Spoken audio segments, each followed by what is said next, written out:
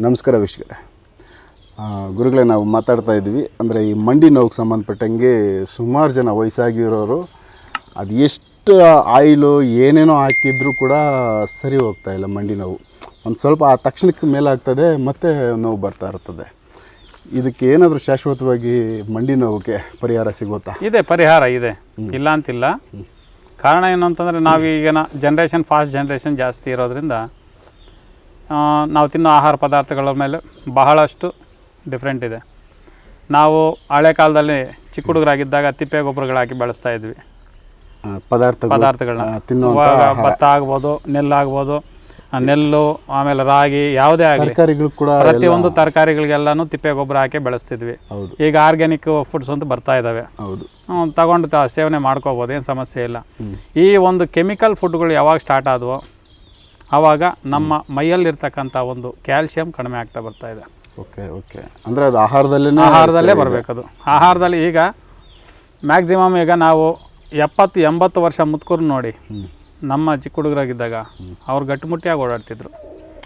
ಈಗ ಏನಾಗ್ಬಿಡಂದ್ರೆ 20 ವರ್ಷ 30 ವರ್ಷಕ್ಕೆ ಮಂಡಿ ನೋವುಗಳು ಸ್ಟಾರ್ಟ್ ಆಗಿಬಿಡ್ತಿದ್ದಾವೆ. ಕಾರಣ ಏನು ಅಂತಂದರೆ ಈಗಿನ ಫಾಸ್ಟು ಫುಡ್ಗಳು. ಎರಡನೇದು ಒಂದು, ಪ್ರತಿನಿತ್ಯ ಬೋರ್ ವಾಟರ್ ಕುಡಿಬೇಡಿ ಅಂತೇಳಿ ಬೋರ್ಡ್ ಹಾಕ್ಕೊಂಡು ಎಲ್ಲ ಗಲ್ಲಿಗಳಿಗೂ ಬಿಸ್ಲರಿ ಪ್ಲ್ಯಾಂಟ್ ಒಂದು ಓಪನ್ ಮಾಡಿಬಿಟ್ಟಿದ್ದಾರೆ. ಫಿಲ್ಟರ್ ನೀರು ಅಂತೇಳಿ. ಫಿಲ್ಟರ್ ನೀರು ಸರಿ, ಉತ್ತಮ, ಅದು ಕುಡಿಯೋದ್ರಲ್ಲಿ ಏನು ತಪ್ಪೇನಿಲ್ಲ. ಆದರೆ ಅದರಲ್ಲಿ 2 ಕೆಮಿಕಲ್ ಆ್ಯಡ್ ಮಾಡ್ತಾರೆ. ಒಂದು ಟೇಸ್ಟ್ ಬರೋದಕ್ಕೆ ಅಂತ, ಇನ್ನೊಂದು ನಾಜಲ್ ಕ್ಲೀನರ್ ಅಂತೇಳಿ ಒಂದು ಬರುತ್ತೆ. ಆ ಪೈಪ್ಗಳಲ್ಲಿ ಎಲ್ಲೂ ಪಾಚಿ ಕಟ್ಕೊಳ್ದಂಗೆ ಕ್ಲಿಯರ್ ಆಗಿರಲಿ ಅಂತ ಹೇಳ್ಬಿಟ್ಟು ಆ ಕೆಮಿಕಲ್ನಲ್ಲಿ ಸ್ಪ್ರೆಡ್ ಮಾಡ್ತಾರೆ. ಅದು ಸ್ಟ್ರೈಟಾಗಿ ನೀರಲ್ಲಿ ಮಿಕ್ಸ್ ಆಗ್ತದೆ. ಮಿಕ್ಸ್ ಆಗಿ ನಮ್ಮ ದೇಹಕ್ಕೆ ಸೇರ್ತದೆ.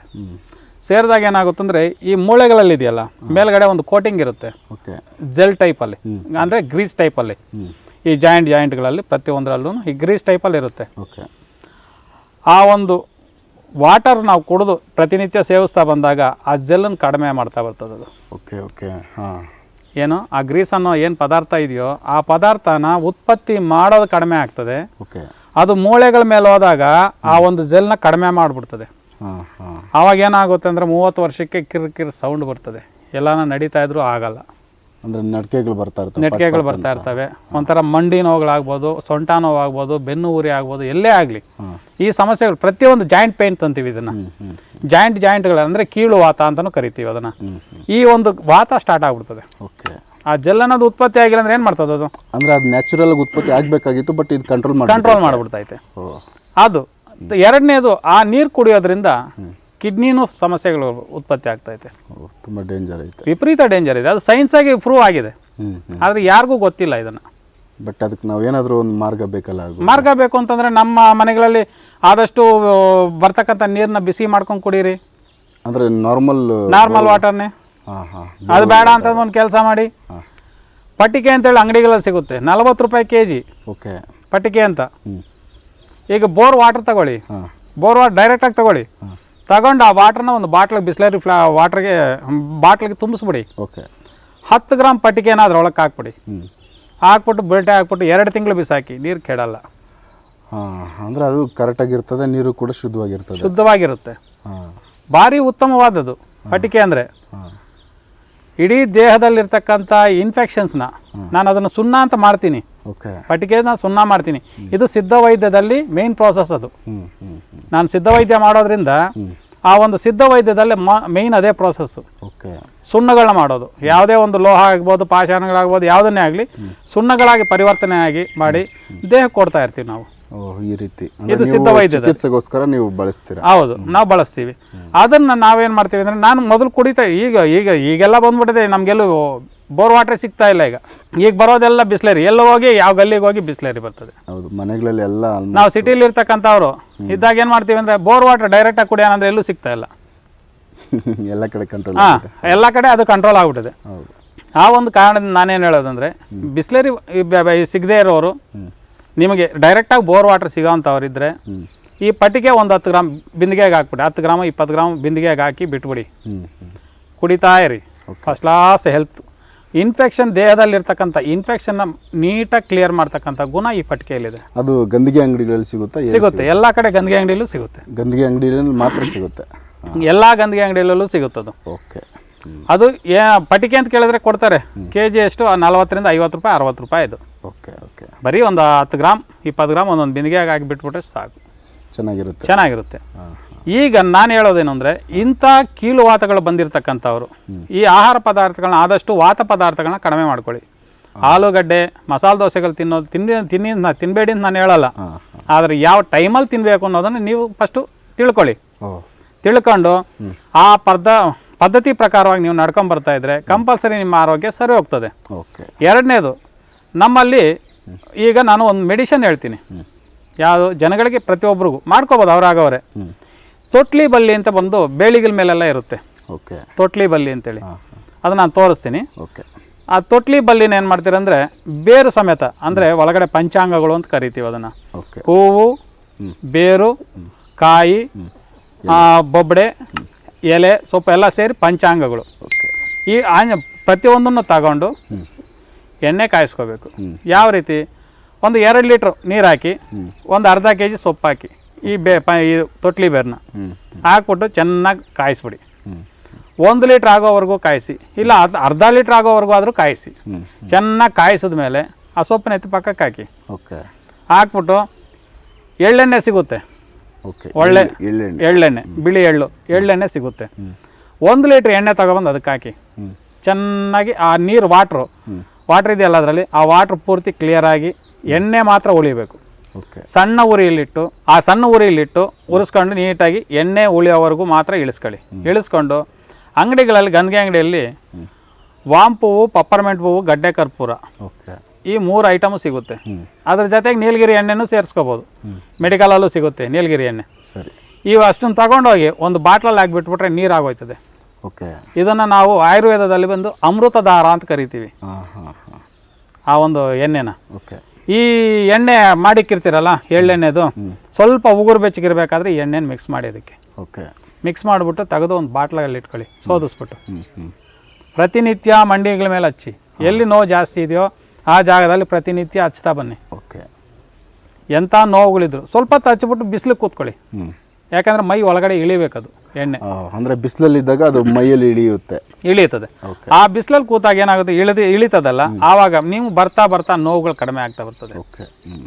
ಅಕಸ್ಮಾತ್ ನಿಮಗೆ ಮಾಡ್ಕೊಳಕ್ಕೆ ಸಿಟಿ ಇದರಲ್ಲಿರ್ತೀರಾ, ಕೆಲವ್ರಿಗೆ ಮಾಡ್ಕೊಳಕ್ಕಾಗಲ್ಲ ಅಂಥವ್ರಿಗೆ ನಮ್ಗೆ ಕಾಲ್ ಮಾಡಿದ್ರೆ, ಈಗ ಓವರ್ ಆಗಿಬಿಟ್ಟಿರ್ತದೆ, ಸ್ಟಾರ್ಟಿಂಗ್ ಸ್ಟೇಜಲ್ಲಿದ್ದಾಗ ಈ ಎಣ್ಣೆಗಳನ್ನ ಹಚ್ಕೊಂಡು ಸರ್ ಮಾಡ್ಕೋಬೋದು.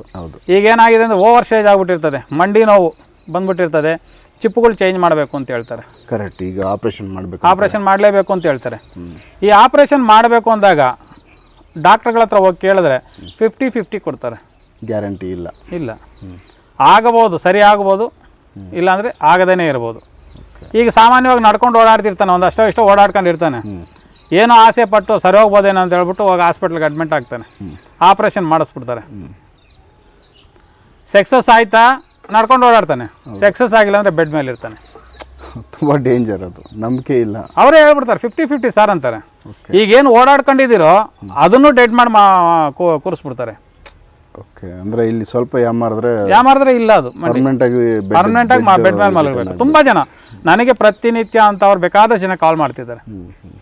ಯಾವುದೋ ಒಂದು ವ್ಯಕ್ತಿ ಆಂಧ್ರದಲ್ಲಿ ಪೇಪರಲ್ಲೆಲ್ಲ ಬಂದಿದೆ, ಆ ವ್ಯಕ್ತಿ ನನಗೆ ಕಾಲ್ ಮಾಡಿ ಏನಪ್ಪ ನಿನ್ನ ಸಮಸ್ಯೆ ಅಂತ ಕೇಳಿದಾಗ ಆ ವ್ಯಕ್ತಿ ಫೋನ್ ಮಾಡಿಬಿಟ್ಟು, ಸರ್ ನನಗೆ ಸೊಂಟ ನೋವು ಜಾಸ್ತಿ ಇತ್ತು, ಅದನ್ನು ಆಪ್ರೇಷನ್ ಮಾಡ್ಸೋಕೆ ಹೋದ್ವಿ.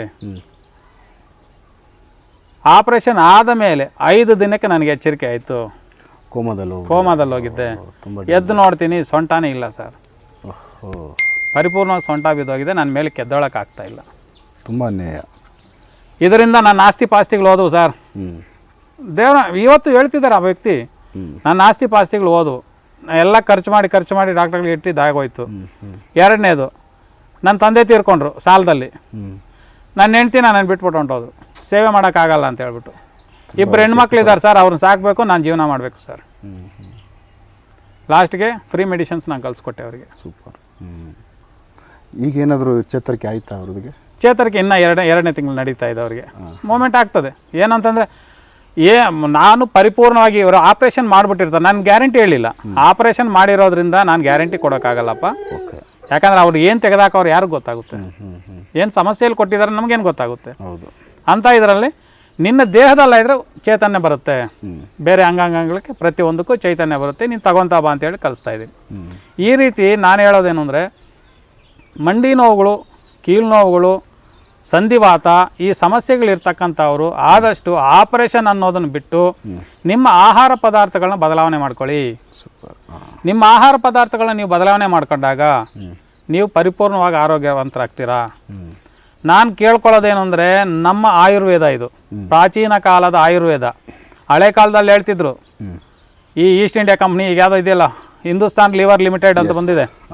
ಹಳೆ ಕಾಲದಲ್ಲಿ ಒಂದು 30-40 ವರ್ಷದಿಂದ ಅವರು ಹೇಳ್ತಿದ್ರು, ಏನ್ರಿ ಅಲ್ಲೂ ಕಡ್ಡಿಲಿ ಉಜ್ತೀರಾ, ಏನ್ರಿ ನೀವು ಇಜ್ಜಲು ಹಾಕೊಂಡು ಉಜ್ತೀರಾ ಅಂತ ಕೇಳ್ತಿದ್ರು. ಆದರೆ ಈಗೇನಾಗಿದೆ ಹೇಳಿ, ಅವ್ರ ಪೇಸ್ಟಲ್ಲಿ ನಿಮ್ಮ ಅಂದರೆ ನಿಮ್ಮ ಪೇಸ್ಟಲ್ಲಿ ಉಪ್ಪಿದೆಯಾ ಅಂತ ಕೇಳ್ತಾರೆ, ನಿಮ್ಮ ಪೇಸ್ಟಲ್ಲಿ ಇಜ್ಜಲಿದೆಯಾ ಅಂತ ಕೇಳ್ತಾರೆ. ಅಂದರೆ ಫಸ್ಟ್ ಬೇಡ ಅಂದವ್ರು ಫಸ್ಟ್ ಬೇಡ ಅಂತ ನಮ್ಮನ್ನ ಕಿಂಡಲಾಗಿ ಕೇವಲವಾಗಿ ಮಾತಾಡಿದವರು ಈಗ ಬೇಕಂತ ಇವತ್ತು ಅವರೇ ಅದನ್ನು ನಿಮಗೆ ತೋರಿಸ್ತಾ ಇದ್ದಾರೆ. ಕರೆಕ್ಟ್. ಹೌದು. ದಯವಿಟ್ಟು ನಾನು ಕೇಳ್ಕೊಳ್ಳೋದೇನು ಅಂದರೆ, ನಿಮ್ಮ ಆರೋಗ್ಯನ ನೀವು ನಿಮ್ಮ ಹತೋಟಿಲಿ ಇಟ್ಕೊಂಡು ಕಾಪಾಡ್ಕೊಳ್ಳಿ. ಸೂಪರ್. ಆಸ್ಪತ್ರೆಗಳಿಗೆ ಇಚ್ಕೋಕೋಬೇಡಿ, ನಮ್ಮಂಥ ವೈದ್ಯರುಗಳಿಗೆ ಬಿಡಬೇಡಿ, ನಿಮ್ಮನ್ನು ನೀವು ಕಾಪಾಡ್ಕೊಳ್ಳಿ. ಈಗ ನೀವು ಹೇಳಿದ್ರಿ ಮಂಡಿ ನೋವಿಗೆ ಕೆಲವೊಂದು ಔಷಧಿ ಮನೆಯಲ್ಲೇ ಯಾವ ರೀತಿ ಮಾಡ್ಕೋಬೇಕು ಅಂತ ಕಂಪ್ಲೀಟಾಗಿ ಹೇಳಿದ್ದೀರಾ. ಓಕೆ. ಅದು ಬಿಟ್ಟು ಬೇರೆ ಏನಾದರೂ ನಿಮ್ಮ ಕಡೆಯಿಂದ ಮೆಡಿಸಿನ್ ಜನಕ್ಕೆ ಇದೆ, ನಮ್ಮಲ್ಲಿದೆ. ಕೊಡ್ತೀರಾ? ನಮ್ಮಲ್ಲಿ ನಾವು ತಿನ್ನೋದಕ್ಕೆ ಮೆಡಿಸಿನ್ ಕೊಡ್ತೀನಿ. ಬೆಳಗ್ಗೆ ಒಂದು ಮಾತ್ರೆ, ರಾತ್ರಿಗೆ ಒಂದು ಮಾತ್ರೆ, 2 ರೀತಿ ಕೊಡ್ತೀನಿ. ಕೊಟ್ಬಿಟ್ಟು ಒಂದು ಆಯಿಲ್ ಕೊಡ್ತೀನಿ. ನೋಡ್ರಿ, ಇದು ಮಾತ್ರೆ ಈ ರೀತಿ ಇರುತ್ತೆ.